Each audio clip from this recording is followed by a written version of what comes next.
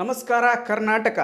ಇವತ್ತಿನ ಬಿಗ್ ಬಾಸ್ನಲ್ಲಿ ಏನೇನಾಯಿತು, ಕಿಚ್ಚನ ಪಂಚಾಯತಿಯಲ್ಲಿ ಚರ್ಚೆ ಆಗಿರುವಂಥ ವಿಷಯಗಳೇನೇನು ಎನ್ನುವಂತಹ ಒಂದು ದಿನದ ಸಂಪೂರ್ಣ ಮಾಹಿತಿಯನ್ನು ನಿಮ್ಮ ಮುಂದೆ ಹೇಳಲಿಕ್ಕೆ ಬಂದಿದ್ದೇನೆ. ಮೊಟ್ಟ ಮೊದಲನೇದಾಗಿ ಕಿಚ್ಚ ಸುದೀಪ್ ಅವರ ಖಡಕ್ ಸ್ಟೈಲ್ ಅಂದ, ಅದೇ ರೀತಿಯಾಗಿ ಪ್ರತಿದಿನ ಯಾವ ರೀತಿ ಬರ್ತಾಯಿದ್ರು ಬೆಂಕಿ ಸ್ಟೈಲಲ್ಲಿ ಮತ್ತೆ ಬಂದರು ಇವತ್ತು.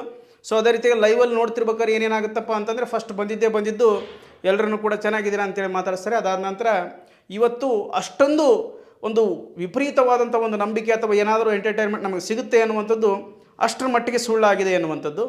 ಯಾಕಪ್ಪ ಅಂತಂದರೆ ಈ ವಾರನೇ ಫುಲ್ ಬೋರ್ ಇತ್ತು. ಅವ್ನು ಯಾವನೋ ವಿಲನ್ ಬಂದಿದ್ದ, ಅವ್ನು ಏನೇನು ಟಾಸ್ಕ್ ಕೊಟ್ಟನೋ, ಅದು ಏನೇನು ಟಾಸ್ಕ್ ಮಾಡಿದ್ರೋ ಇವರು ಒಂದು ನಮಗಂತೂ ಅರ್ಥ ಆಗಲಿಲ್ಲ. ಹೆಂಗೋ ಕೊನೆಗೂ ಗಿಲ್ಲಿ ಅಭಿಮಾನಿಗಳು ಜಾಸ್ತಿ ಇದ್ದಾರೆ, ಗಿಲ್ಲಿ ಏನೇ ಮಾಡಿದ್ರು ಕೂಡ ನಡೀತೇನೆ ಅಂತ ಕಾರಣಕ್ಕೋಸ್ಕರ ಕೊನೆಗೂ ಗಿಲ್ಲಿಗೆ ಅವನು ವಿಲನ್ ಕೂಡ ಗಿಲ್ಲಿನೇ ಒಂದು ಟಾರ್ಗೆಟ್ ಮಾಡ್ಕೊಂಡು ಅವನಿಗೂ ಒಂದಷ್ಟು ಟಾಸ್ಕ್ ಕೊಟ್ಟ.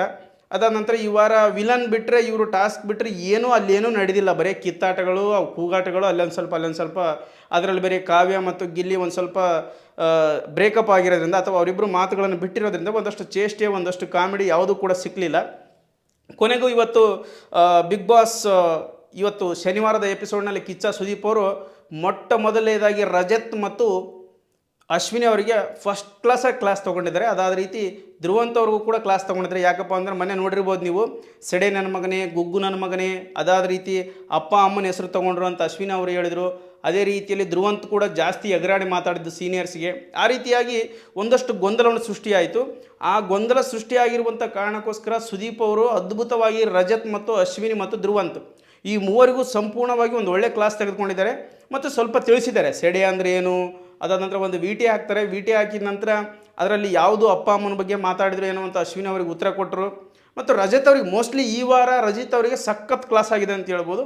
ಹಾಗೆ ಧ್ರುವಂತ್ ಅವರು ಕೂಡ ಒಂದಷ್ಟು ಪಾಠ ಮಾಡಿದರು. ಇದು ಭಾಳ ಅತಿರೇಕತನದ ವರ್ತನೆ, ಚಲೋ ಅಲ್ಲ ಎನ್ನುವಂಥ ಮಾತನ್ನು ಕೂಡ ಹೇಳಿದರು.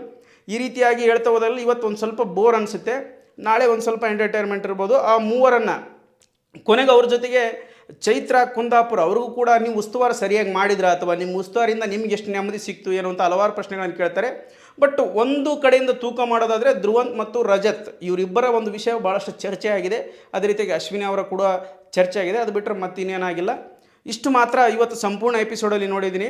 ಹಾಗಾಗಿ ನಿಮಗೆ ಮುಂಚಿತವಾಗಿ ತಿಳಿಸ್ತಾ ಇದ್ದೀನಿ, ಸಂಪೂರ್ಣವಾಗಿ ಒಂದು ದಿನದ ಮಾಹಿತಿಯನ್ನು ಕೊಟ್ಟಿದ್ದೀನಿ. ಹಾಗಾಗಿ ಇಷ್ಟ ಆದರೆ ಸಬ್ಸ್ಕ್ರೈಬ್ ಮಾಡಿ, ಲೈಕ್ ಮಾಡಿ, ಶೇರ್ ಮಾಡಿ. ಥ್ಯಾಂಕ್ ಯು, ಧನ್ಯವಾದಗಳು.